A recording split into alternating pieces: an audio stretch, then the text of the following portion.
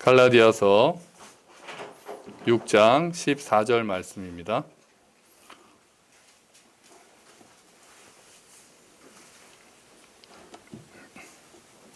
우리 한 목소리로 읽어볼까요? 그러나 내게는 우리 주 예수 그리스도의 십자가 외에 결코 자랑할 것이 없으니 그리스도로 말미암아 세상이 나를 대하여 십자가에 못 박히고 내가 또한 세상을 대하여 그러하니라. 아멘. 할렐루야. 아멘.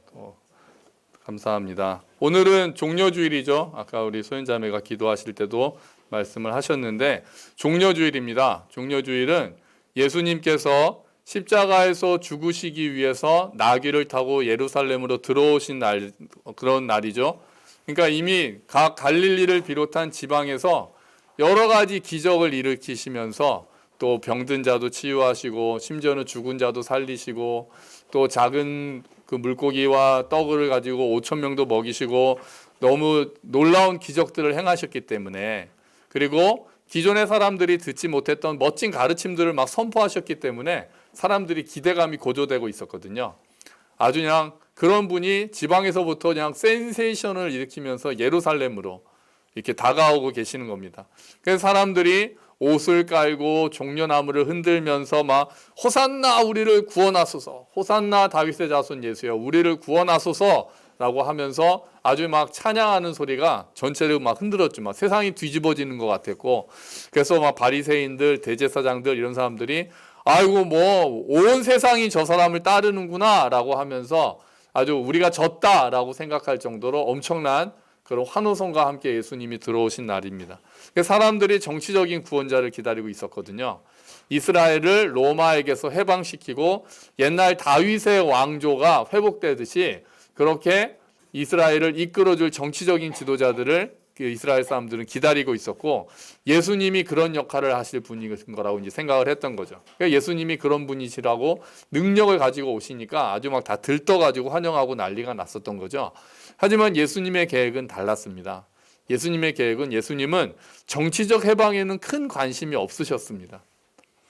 예수님은 오히려 더 근본적인 해방, 더 영원한 것에 관심이 있으셨기 때문에 예수님은 죄와 사망의 권세에서 해방되는 것, 모든 인류를 지옥의 고통에서 해방시키는 것, 멸망에서 해방시키는 것이 예수님의 관심사였고, 정치적 해방은 그에 비하면 물론 그것도 중요합니다만 당시 예수님께서 보시는 관점에서는 그거는 그런 영원한 해방에 비하면 또 아무것도 아닌 거잖아요. 예수님은 거기에 관심이 있으셨고, 그러기 위해서는 십자가에서 죽으시고 부활하셔야만 했던 거죠. 사람들은 그거를 받아들일 수 없었죠. 예수님이 오셔서 언제든지 다 세상을 뒤집어 버리고 멋진 전투를 하시든지 큰 뭔가 외치면서 나를 따르라 이렇게 하실 줄 알았는데, 예수님은 오시자마자 일주일 만에 죽어버리시거든요. 그런 예수님을 사람들은 받아들일 수가 없었습니다. 그 해방, 근본적인 해방을 위해서는 예수님은 십자가에서 죽으시고 부활하셔야만 했고, 십자가의 핵심은, 아니 기독교의 핵심은 십자가와 부활이 되어야 합니다. 언제든지 그렇습니다. 우리가 예수님을 닮겠다라는 목표를 가지고 예수님처럼 살아야 되겠다라고 마음먹는 것도 너무나도 귀하고 이 땅에 사는 동안에 우리가 꿈꿔야 되는 목표이긴 합니다. 하지만 그것이 십자가와 부활이 빠져 있다면은 핵심에는 도달하지 못한 거죠. 예수님의 가르치심 너무나도 선합니다. 예수님의 그 권위 있는 가르치심 너무나도 중요합니다. 하지만 십자가와 부활이 빠져 있다면 그것 또한 아직 핵심에는 도달하지 못한 겁니다. 교회의 모든 것에는 중심에는 십자가와 부활이 있어야 되고, 십자가를 받아들이느냐 마느냐가 우리의 영원한 운명을 결정할 수밖에 없습니다. 그래서 사도 바울이 오늘 나는 십자가 외에는 자랑할 것이 없다라고 이야기를 하고 있는 거죠. 바울에게 있어서 중심은 바로 십자가였기 때문에 그렇습니다. 자, 먼저 우리들은 예수님께서 십자가에서 돌아가시게 된 것이 돌발적이거나 우연적이거나 사람들의 계획에 따라서만 이루어진 것은 아니라는 사실을 먼저 기억해야 합니다. 성경에 이미 예언되어 있다는 거죠. 예수님이 십자가에서 돌아가실 거라는 것은 성경에 이미 예언되어 있던 거죠. 구약 성경을 보면 예수님이 이미 죽으셔야만 하는 것, 구원자가 오시고 메시아가 오셔서 죽으셔야만 한다라는 것들이 많이 예언되어 있습니다. 대표적으로 출애굽기에서 유월절 사건이 나타나 있잖아요. 하나님의 심판이 이집트에 임했을 때 이스라엘 사람들은 어떻게 그 심판을 피할 수 있었습니까? 어린 양을 잡아서 그 어린 양의 피로 문에다가 문설주와 좌우 임방에다 바르고 그 피 안에 집 안에 들어있을 때, 집 안에 머물러 있을 때 하나님의 사자가 심판하러, 이스라엘 사람뿐 아니라 이집트 전역을 심판하러 장자들을 죽게 하기 위해서 하나님의 사자가 이렇게 이집트에 임했을 때 그 피를 보면은 넘어가는, 그 피를 보면은 그냥 패스하는 그런 일들을 통해서 이스라엘 사람들은 구원을 얻었다는 거죠.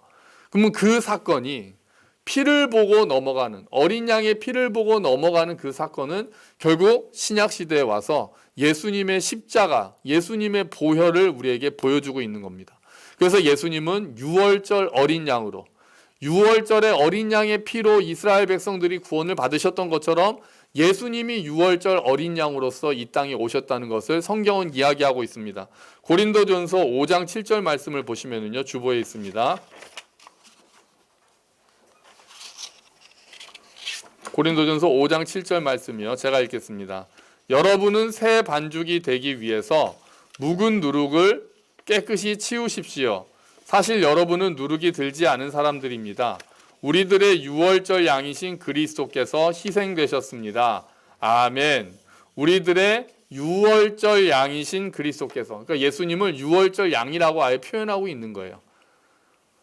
왜요? 유월절 양의 피를 통해서 이스라엘 사람들이 구원을 받았기 때문에 예수님의 피를 통해서 우리가 모두 구원을 받을 수 있어서 예수님을 유월절 양이라고 표현하고 있는 겁니다. 자, 또 어떤 사건이 예수님의 그 죽으심을 우리에게 보여주고 있습니까? 광야에서 이스라엘 백성들이 하나님을 원망해서 하나님께서 불뱀들을 보내십니다. 그래서 그 불뱀들에게 물려가지고 이스라엘 백성들이 죽어가고 있을 때 하나님께서 모세에게 말씀하시죠. 놋으로 뱀을 만들어서 높이 들어라. 그래서 그 놋뱀을 보는 자마다 살게 될 것이다. 나을 수 있을 것이다. 그래서 믿음으로 놋뱀을 바라보는 사람들, 높이 들려진 그 놋뱀을 바라보는 사람들은 거기서 구원을 받을 수 있던 거죠. 예수님께서는 직접 이 사건을 적용하셨습니다. 주보 보시면 또 요한복음 3장 14절 말씀 있죠. 요한복음 3장 14절. 모세가 광야에서 뱀을 든 것 같이 인자도 들려야 한다. 아멘. 모세가 광야에서 뱀을 든 것 같이 인자도 그 뱀처럼, 놋뱀처럼 높이 들려야만, 십자가에서 나중에 높이 들리심으로 이 말씀이 성취가 된 거죠. 그러니까 예수님의 그 죽으심에 대해서 모든 것들이 성경에 예언되어 있었다는 거예요. 이사야서 53장에도 그렇잖아요. 그가 채찍에 맞음으로 우리가 나음을 입었다, 이런 말씀들이 있잖아요. 그래서 그런 것들을 보면 이 모든 것들이 하나님의 섭리 안에서 이루어진 것이구나, 우리가 그렇게 본다는 거죠. 사람들이 악해서 예수님을 죽였다, 이 말도 맞지만 그것뿐이 아니라 하나님의 계획 아래 있었다는 것을 우리가 알 수 있는 겁니다. 그래서 베드로가 오순절에 이렇게 사람들에게 이렇게 이야기합니다. 사도행전 2장 23절 말씀 또 주보에 보시면 있습니다. 이 예수님은 여러분에게 넘겨졌고 여러분은 악한 사람들의 손을 빌어 예수님을 십자가에 못 박아 죽였습니다. 여기까지 맞죠? 여러분은 악한 사람들의 손을 빌어서 예수님을 십자가에 못 박아 죽였습니다는 사람들에게 책임을 짓게 하잖아요. 사람들이 책임을 지게 하는데 이 모든 일을 하나님께서는 이전부터 알고 계셨을 뿐만 아니라 여러분이 행한 일도 하나님께서 오래전에 세워놓으신 계획대로 된 것이었습니다. 아멘. 이게 십자가가 하나님의 계획 안에 있었다라고 하는 거죠. 이 사람들은 자기들의 손으로, 또 악한 자들의 손으로 예수님을 죽인 것이 책임을 져야 되는 일이긴 하지만 또 한 걸음 떨어져서 보면 이 또한 하나님의 계획 아래 다 있었다라고 얘기하는 거죠. 그러니까 십자가는 세상을 구원하시는 하나님의 계획의 중심에 있었던 사건인 겁니다. 십자가 안에 하나님의 지혜, 사랑, 공의, 영광 이런 것들이 모두 다 드러납니다. 그래서 사도 바울은 십자가만 자랑한다라고 이야기하는 거죠. 그래서 우리가 십자가를 볼 때 예수님만 보면 안 되는 거예요. 십자가에 달리신 예수님을 보고 예수님의 사랑, 예수님이 이렇게 억울하게 죽으시고 우리를 위해서 고난당하시고 죽으신 것에 대해서 우리가 가슴 아파하면서 감사하면서, 이것도 너무 중요하지만 거기서 끝나는 것이 아니라 하나님의 사랑도 우리가 볼 수 있어야 되는 거죠. 하나님이 하신 일들을 십자가를 통해서 우리가 보게 되는 겁니다. 우리가 하나님을 어떻게 알 수 있습니까? 먼저 자연 창조물을, 자연 피조물들을 보면서 하나님을 알 수 있죠. 뭐 우주를 보면서 야, 하나님이 정말 광대하시구나. 그렇게도 알 수 있죠. 또 이렇게 질서 정연하게 돌아가는 우주와 이 사계절과 이런 것들을 보면서 하나님이 정말 질서 있으시고 조화로우신 분이시구나, 우리가 그렇게 알 수 있죠.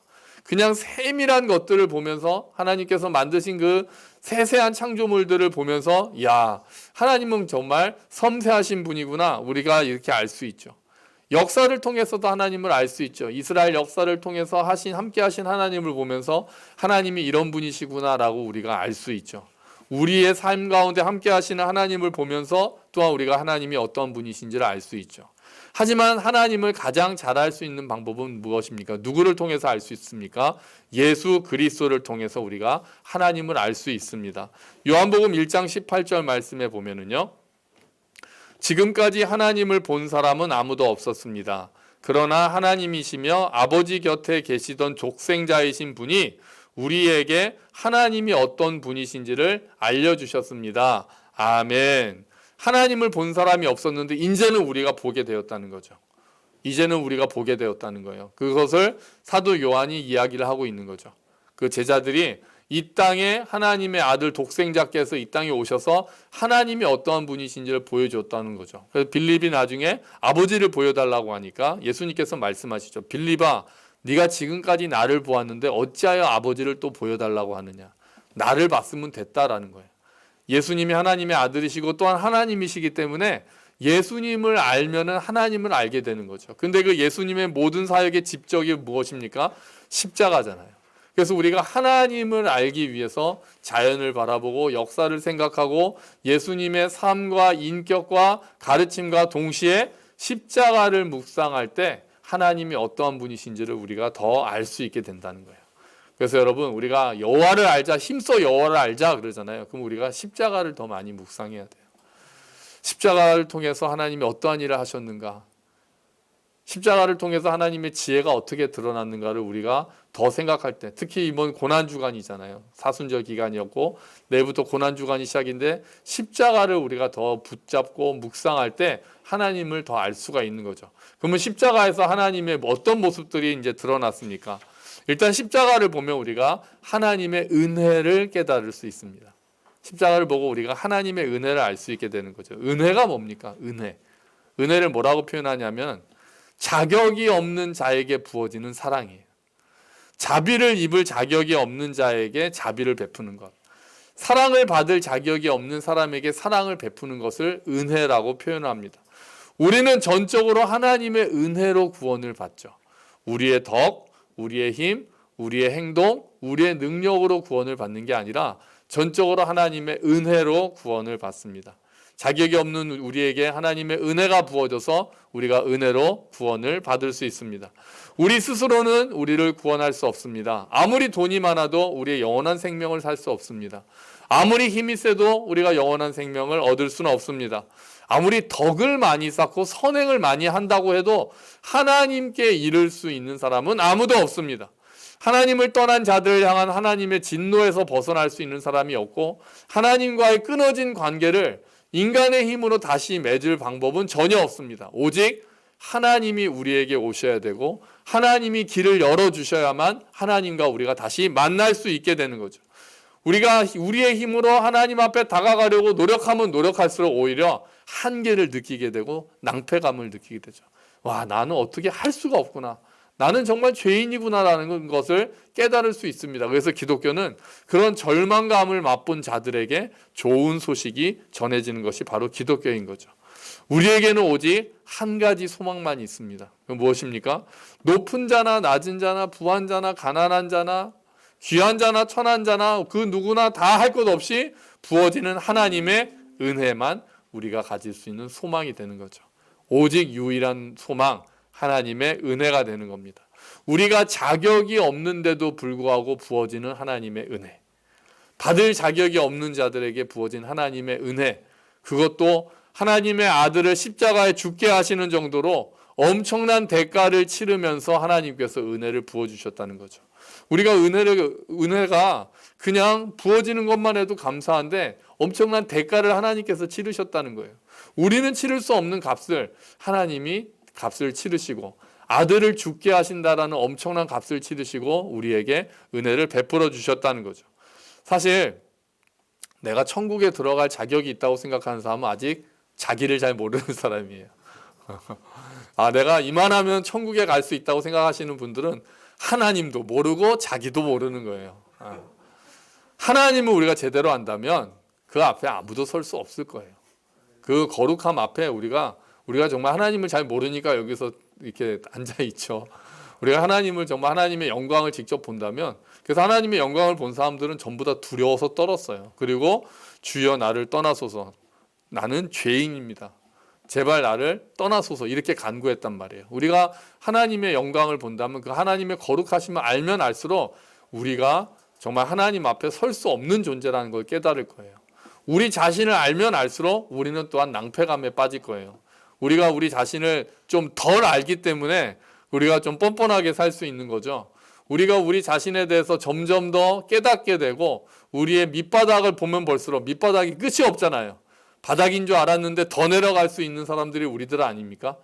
그래서 하나님 앞에서 나는 하나님 앞에 설 자격이 없습니다, 정말 천국에 들어갈 자격이 없습니다 하는 사람들만이 소망이 시작되는 거죠. 우리가 잘 모르기 때문에 다른 사람하고 비교하면서 이 정도면 나는 괜찮겠지라고 생각하는데 하나님께서는 하나님 앞에 설 수 있느냐를 이제 우리에게 물어보시는 거니까요. 그럴 때 우리가 우리의 한계를 너무나도 알게 된다는 거죠. 구원의 길은 오직 하나님께서 은혜를 통해서만 우리에게 열어주시는 거예요. 오직 우리를 향하신 하나님의 자비하심, 그런 우리들, 밑바닥이 없고 바닥을 더 내려가는 우리들을 불쌍히 여기시는 하나님의 은혜, 그것이 십자가에서 드러났다는 거죠. 그의 아들을 우리에게 보내셨고 십자가에서 죽게 하심으로 우리에게 그 은혜를 부어주셨습니다. 그 은혜가 아니면 우리가 이 구원의 길을 걸을 수가 없습니다. 그래서 우리가 십자가를 보면 하나님의 은혜를 깨달을 수 있게 되는 겁니다. 또 우리가 십자가에서 하나님의 어떤 모습을 볼 수 있습니까? 우리는 십자가를 통해서 하나님의 공의를 보게 됩니다. 하나님의 의로우심, 하나님의 거룩하심이 이스라엘을 향한 율법에도 이미 어느 정도 드러났어요. 하지만 하나님의 의로우심이 가장 잘 드러난 곳이 바로 십자가죠.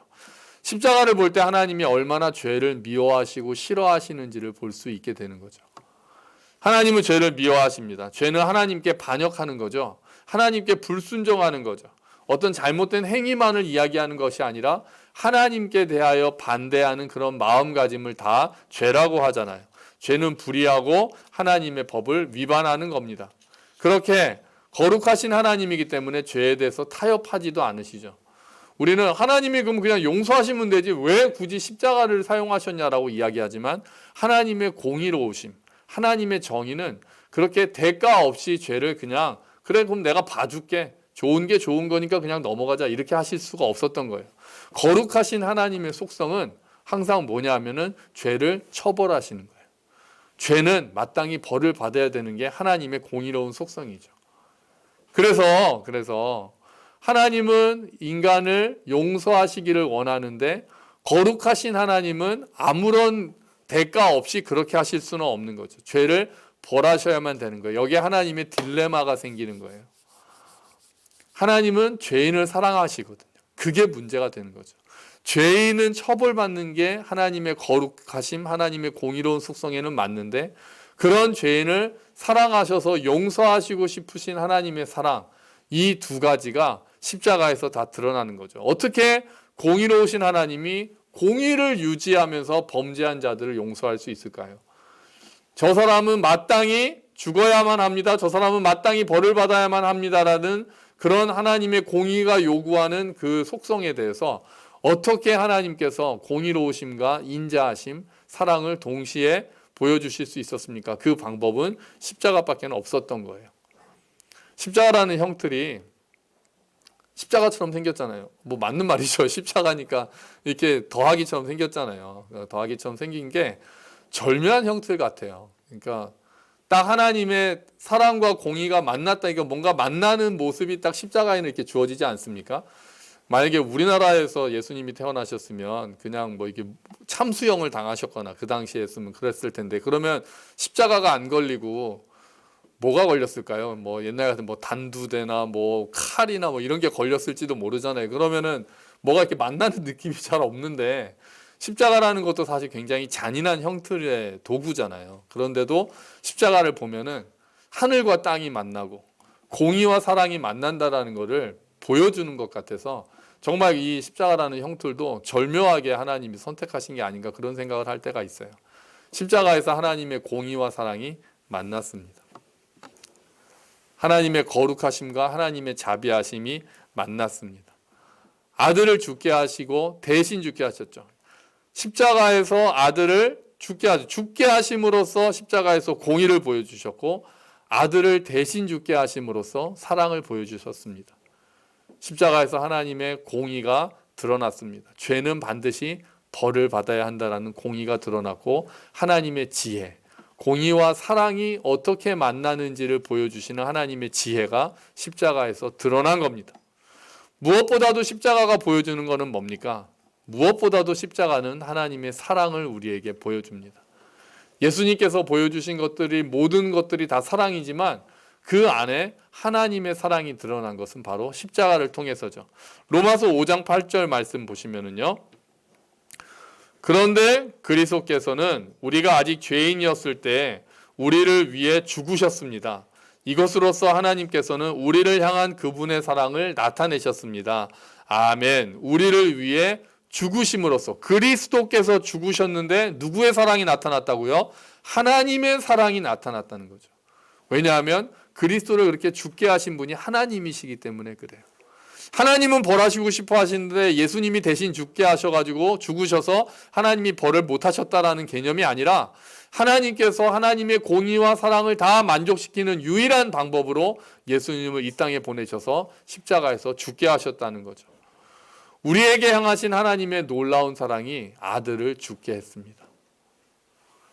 우리를 향한 하나님의 놀라운 은혜가 그 예수님, 아무런 죄가 없으신 예수님을 십자가에서 죽게 하고 말았습니다. 로마서 8장 32절 말씀을 보시면 자기 아들을 아끼지 않으시고 우리 모두를 위하여 내주신 분이 어찌 그 아들과 함께 모든 것을 우리에게 선물로 거저주지 않으시겠습니까? 바울의 표현을 보면 자기 아들을 아끼지 않으시고 내주셨다라고 표현합니다. 아들을 아끼지 않고 내주셨다는 거죠. 그러니까 하나님께서는 우리의 죄를 십자가 위에서 예수님이 다 지게 만드셨다는 거예요. 아끼지 않으셨다라는 말씀이 너무 가슴 아프지 않습니까? 여러분 자식들 너무 아끼시잖아요. 그렇잖아요. 우리들 자녀들 너무 아끼잖아요. 진짜 눈에 넣어도 안 아프고 이제는 좀 아플 수 있지만 처음에는 눈에 넣어도 안 아프고 아이들을 우리 너무나도 사랑하고 아끼잖아요.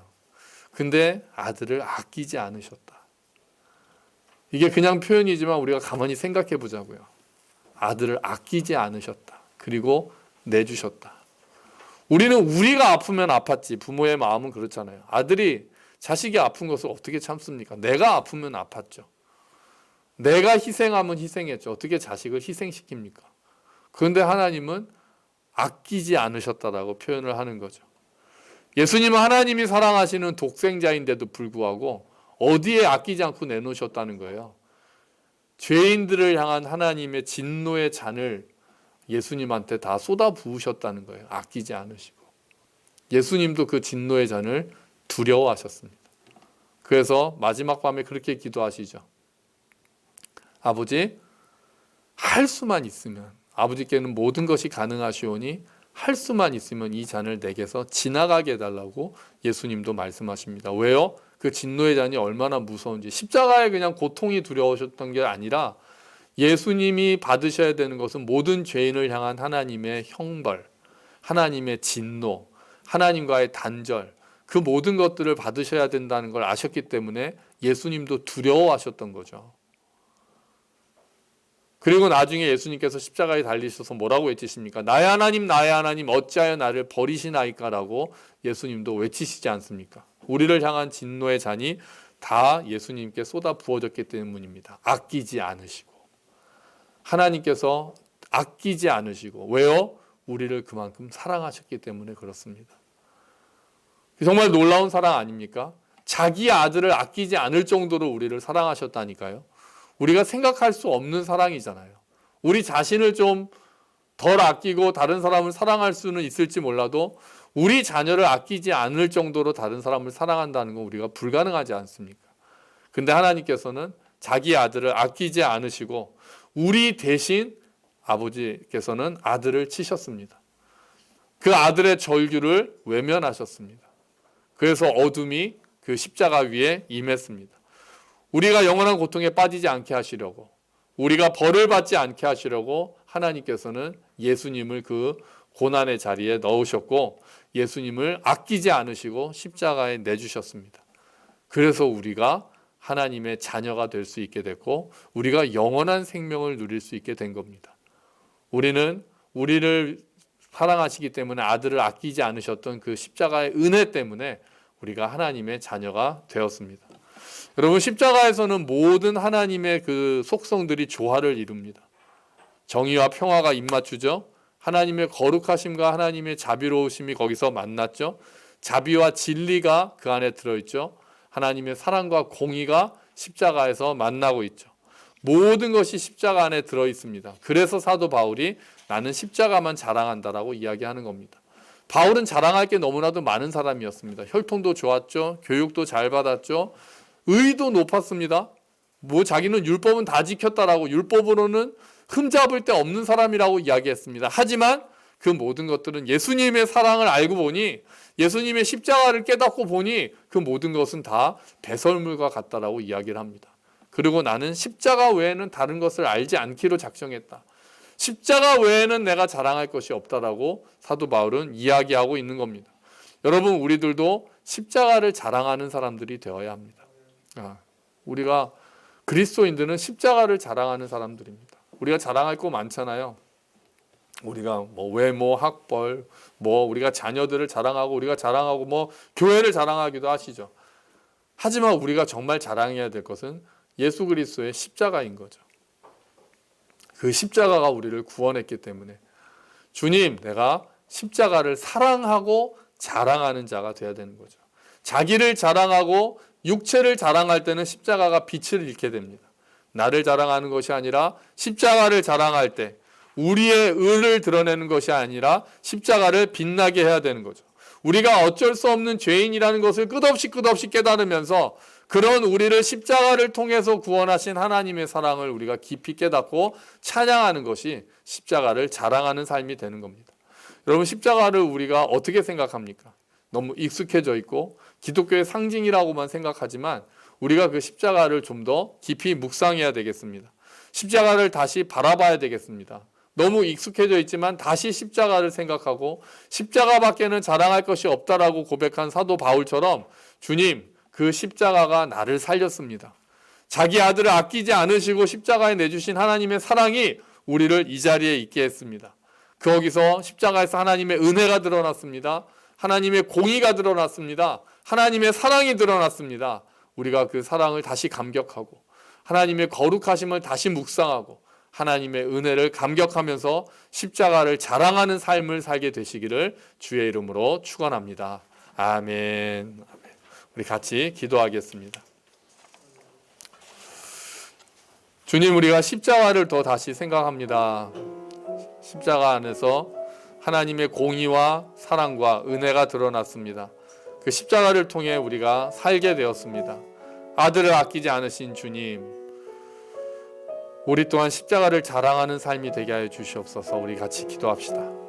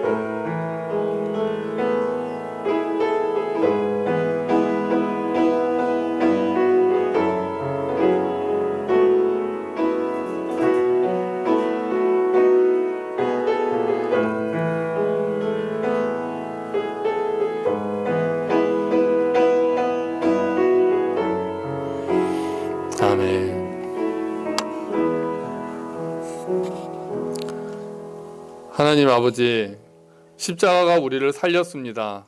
십자가에서 하나님의 은혜가 드러났습니다. 공의가 드러났습니다. 사랑이 드러났습니다. 지혜가 드러났습니다. 십자가는 하나님의 지혜였습니다. 공의와 사랑이 만났고 거룩하심과 자비하심이 만났고 의와 평화가 입을 맞췄습니다. 주님, 그 십자가로 인해 우리가 하나님의 자녀가 될 수 있게 되었습니다. 십자가로 인해 우리가 하나님 앞에 설 수 있게 되었습니다. 십자가로 인해 우리가 이 자리에 나와서 예배드릴 수 있게 되었습니다. 주님, 감사합니다. 우리가 앞으로 십자가를 자랑하는 삶을 살게 하여 주시옵소서. 우리가 다른 것들을 자랑하면서 사랑하는 것이 아니라 하나님을 자랑하고 예수님을 자랑하고 무엇보다 십자가를 자랑하고 십자가에서 드러난 하나님의 사랑에 감격하면서 살아갈 수 있도록 주님, 우리의 메마른 마음을 만져주시고 십자가를 묵상하며 그 사랑에 깊이 감격할 수 있도록 주님 도와주시옵소서. 헛된 것들을 자랑하는 것이 아니라, 우리의 의를 자랑하는 것이 아니라 내가 자랑할 것은 십자가라고 고백하는 우리의 삶이 되도록 주님 붙잡아 주시옵소서. 감사합니다. 주님, 예수 그리스도의 이름으로 기도합니다. 아멘. 우리 다 함께 자리에서 일어서셔서 주기도문 찬양하시면서 봉헌하시겠습니다.